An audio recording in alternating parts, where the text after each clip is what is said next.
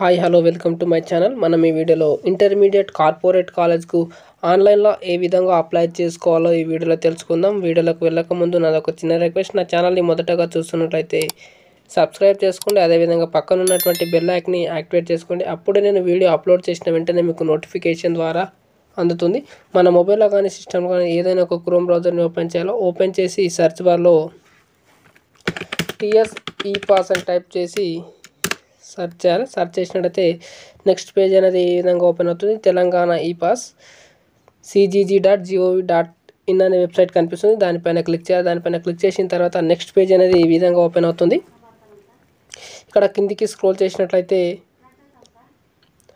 Post matric scholarship service, అదేవిధంగా pre matric scholarship, ఇక్కడ చూసుకున్నట్లయితే థర్డ్ ఆప్షన్ కార్పొరేట్ అడ్మిషన్స్ అనే ఆప్షన్ కనిపిస్తుంది. దానిపైన క్లిక్ చేయాలి. దానిపైన క్లిక్ చేసిన తర్వాత నెక్స్ట్ పేజ్ అనేది కార్పొరేట్ అడ్మిషన్ ఫర్ 2024-2025 అని కనిపిస్తుంది. ఇక్కడ చూసినట్టయితే ఇక్కడ అప్లికేషన్ ప్రింట్ తీసుకోవడానికి ఇక్కడ దీనిపైన క్లిక్ చేసి మీ అప్లికేషన్ ప్రింట్ అనేది తీసుకోవచ్చు. మనం ఆన్లైన్లో అప్లికేషన్ చేసుకోవడానికి ఇక్కడ అప్లై నౌ అనే దానిపైన క్లిక్ చేయాలి. క్లిక్ చేసిన తర్వాత నెక్స్ట్ పేజ్ ఈ విధంగా ఓపెన్ అవుతుంది. కార్పొరేట్ స్టూడెంట్ రిజిస్ట్రేషన్ ఫారం 2024-2025 కనిపిస్తుంది. ఇక్కడ కిందికి స్క్రోల్ చేసినట్టయితే స్టూడెంట్ ఎస్ఎస్సి డీటెయిల్స్, స్టూడెంట్ యొక్క ఎస్ఎస్సి డీటెయిల్స్ అనేది ఇక్కడ ఎంటర్ చేయాలి. ఇక్కడ ఎస్ఎస్సి హాల్ టికెట్ నెంబర్, అదేవిధంగా ఎస్ఎస్సి పాసింగ్ టైప్ అనేది మీరైతే సెలెక్ట్ చేసుకోవాలి. ఇక్కడ నేనైతే హాల్ టికెట్ నెంబర్ అయితే ఎంటర్ చేస్తున్నాను.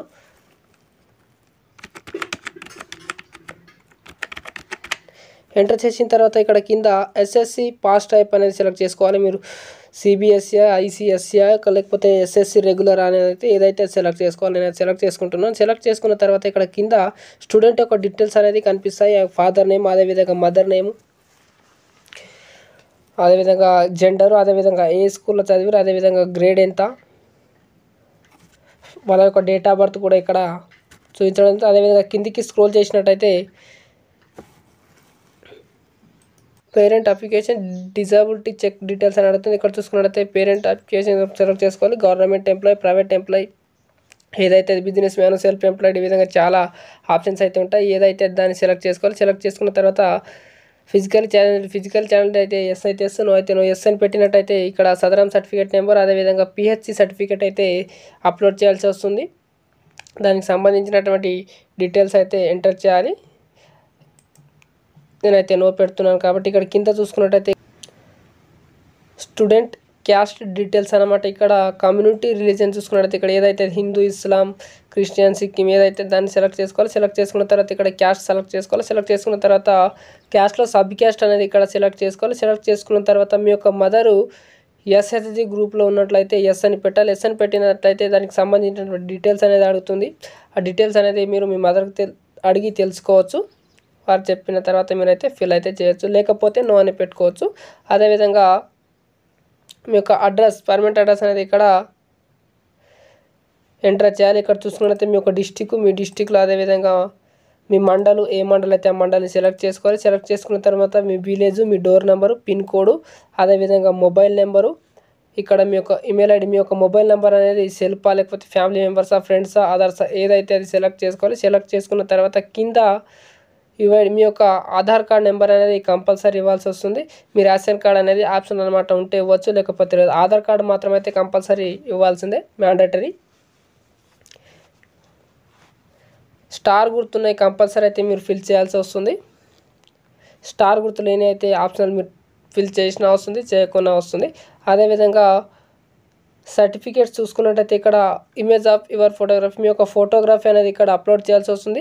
అది కూడా 50 KB to 30 KB లోపల జేపీజీ ఫార్మేట్లో అనేది అప్లోడ్ చేయాలి. చేసిన తర్వాత ఇక్కడ కింద ఇన్కమ్ సర్టిఫికేట్ డీటెయిల్స్ అనేది ఇవ్వాలి. మీరు మీ సేవలో అప్లై చేసినటువంటి ఇన్కమ్ సర్టిఫికేట్ నెంబర్ అనేది ఉంటుంది, దాన్ని అయితే ఇక్కడ ఎంటర్ చేయాలి. ఎంటర్ చేసినట్టయితే మీ నేము, ఫాదర్ నేము, డిస్టిక్, మండలు, మీ టోటల్ ఇన్కమ్ అనేది ఇక్కడ డైరెక్ట్ అనేది రావడం జరుగుతుంది. అదేవిధంగా క్యాస్ట్ సర్టిఫికేట్ కూడా ఇక్కడ మీ యొక్క క్యాస్ట్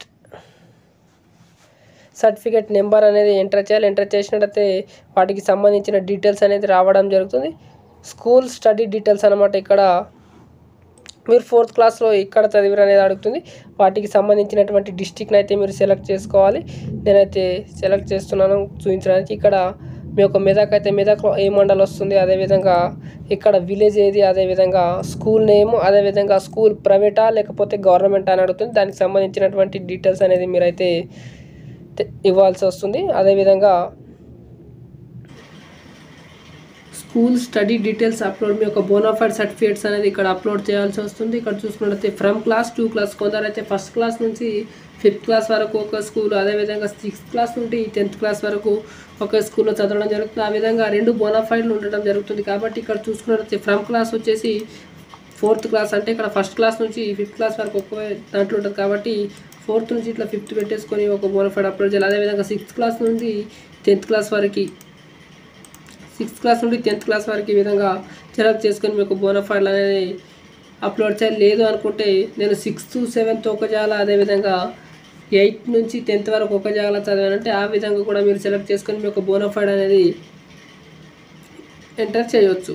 కాలేజ్ ఆర్డర్ ప్రిఫరెన్స్, మీరు ఒక కాలేజ్ ఆర్డర్ ప్రిఫరెన్స్ అయితే ఇక్కడ ఇవ్వాల్సి వస్తుంది. ఇక్కడ చూసుకున్నట్లయితే ఇక్కడ డిస్టిక్, ఏ డిస్టిక్లో మీరు కాలేజ్కి వెళ్ళాలనుకుంటారో సెలెక్ట్ చేసుకున్న తర్వాత ఆ డిస్టిక్లో ఉన్నటువంటి కాలేజ్ అయితే ఇక్కడ చూపించడం జరుగుతుంది. దాని అయితే సెలెక్ట్ చేసుకోవాలి. సెలెక్ట్ చేసుకున్న తర్వాత ఇక్కడ మీ యొక్క కోర్స్ బైపీసీ ఎంపీసీ అనేది సెలెక్ట్ చేసుకోవాలి. సెలెక్ట్ చేసుకున్న తర్వాత medium Telugu medium, English medium, ఏ మీడియం అయితే ఆ మీడియం సెలెక్ట్ చేసుకోవాలి.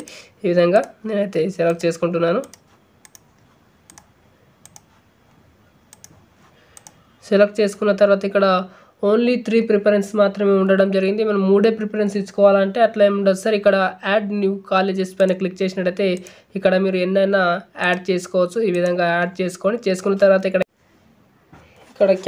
క్యాప్చా కింద ఏ విధంగా అయితే డిస్ప్లే అవ్వడం జరిగింది సేమ్ అదేవిధంగా పైన ఎంటర్ చేసి సబ్మిట్ డీటెయిల్స్ పైన క్లిక్ చేసినట్లయితే మీ యొక్క అప్లికేషన్ అనేది సబ్మిట్ అనేది అవ్వడం జరుగుతుంది. నెక్స్ట్ ప్రింట్ ఆప్షన్ చూపిస్తుంది. దానిపైన క్లిక్ చేసి మీ యొక్క అప్లికేషన్ ప్రింట్ అనేది తీసుకోవచ్చు. వెబ్సైట్ లింక్ అనేది డిస్క్రిప్షన్లో ఇస్తాను. అక్కడికి వెళ్ళేసి లింక్ పైన క్లిక్ చేసి మీ యొక్క అప్లికేషన్ అనేది చేసుకోవచ్చు. Thank you for watching. Have a nice day.